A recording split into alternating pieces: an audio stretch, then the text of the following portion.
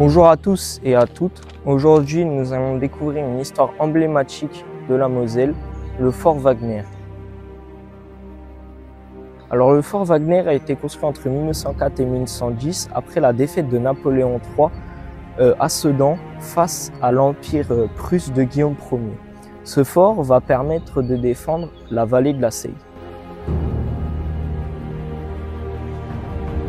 Au cœur des collines de Verny se situe le fort Wagner, un monument chargé d'histoire. Érigé au XXe siècle, ce bastion témoigne du riche passé culturel mosellan.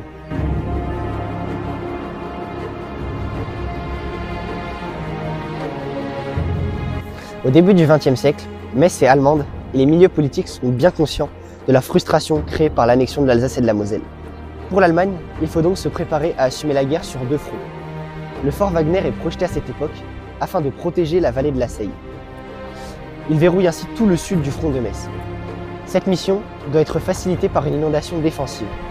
Le fort Wagner peut donc cracher jusqu'à 2 tonnes d'obus par minute avec ses calibres de 5.3, 10 cm et 15 cm.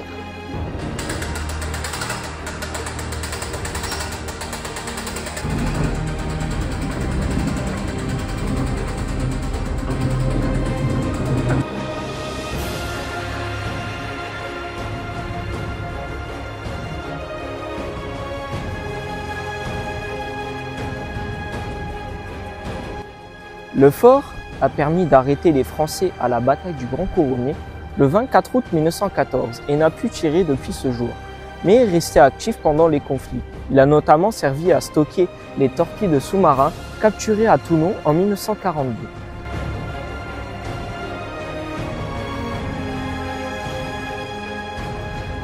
Donc l'association, c'est l'ADFM, l'Association pour la découverte de la fortification messine.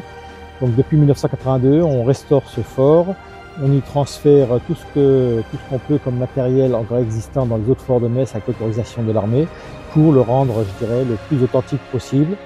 La finalité étant de présenter cette période au public, de présenter ces forts de la ceinture fortifiée de Metz qui ont été construits durant l'annexion à un large public, en particulier scolaire.